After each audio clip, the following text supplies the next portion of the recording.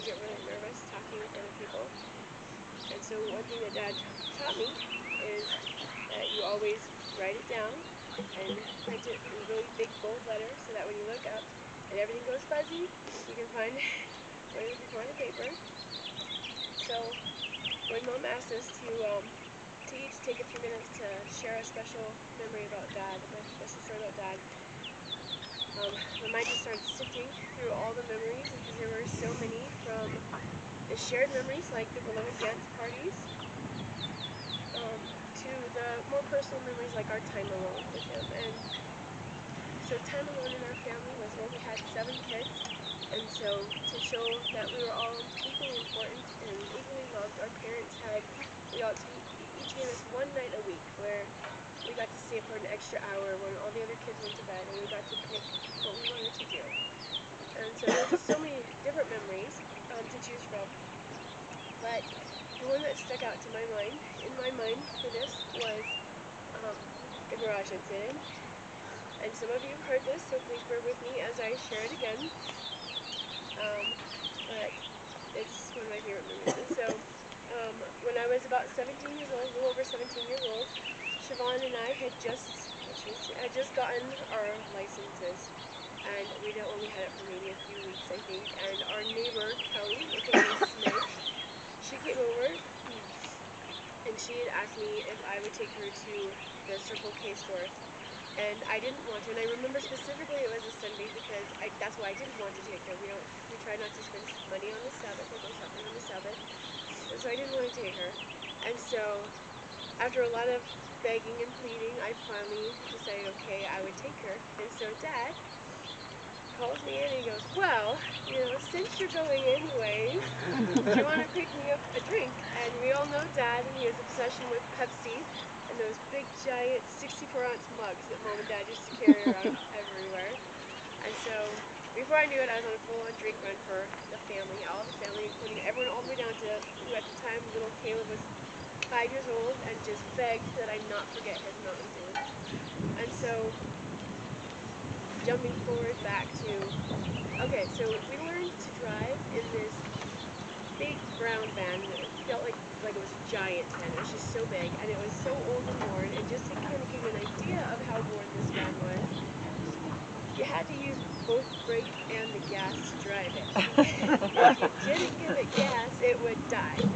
So you had to baby the gas and just keep the brake on it so that it wouldn't go, but keep your foot on the gas so it would die. And so now jumping forward, came back from this drink run, and we're pulling into the driveway, and before I have a chance to put this van in park, Smidge dumps her ice cold drink all over the front seat where I'm sitting, and I fill this ice cold drink on my tushy, and I jump up, and sure enough, my foot slams on the gas, and we go through the garage.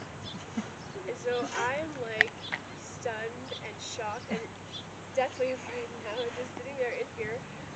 And meanwhile, in the house, Mom and Dad, they heard this big crash. And we used to have this hutch in the living room that was full of porcelain dolls and knickknacks. And Mom thought for sure the boys were wrestling again and knocked it down on top of them.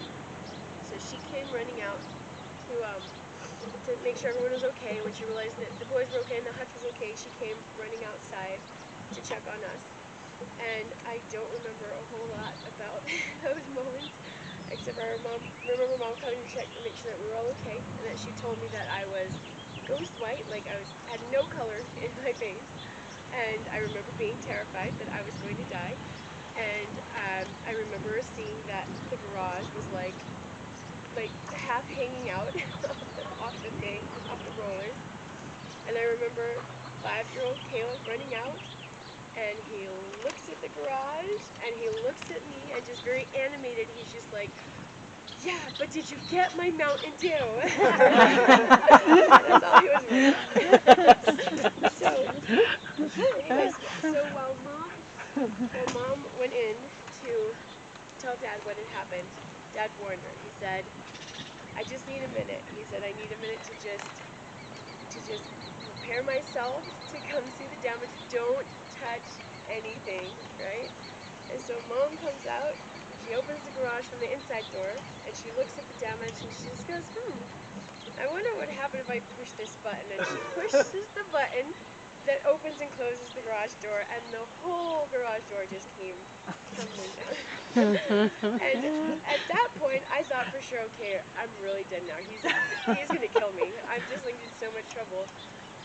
But now I realize I think Mom saved my life at that moment, because then he was more upset with her for not listening and pushing that button and causing more damage.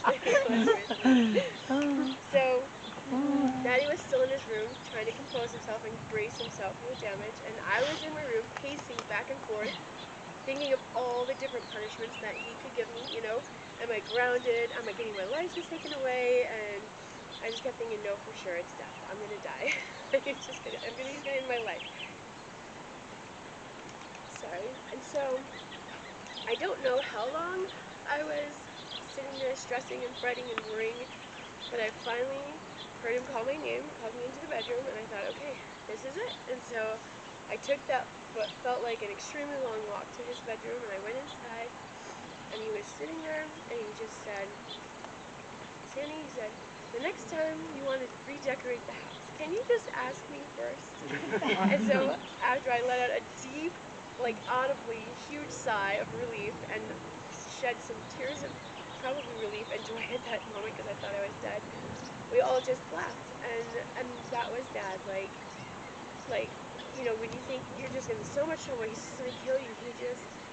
He was just always understanding and made you feel loved, and like made a joke almost out of everything that he could. And I mean, he had that Mitchell temper, of course, that we've all seen, and it's usually over the stupidest things. But the big things when we thought, okay, we're really dead, like he just was so down to earth and just made us feel like it was okay. It's okay to make mistakes, and he would just wrap us in hugs and just make us always just feel loved. And so that's just one of my favorite stories with Dad, and it just kind of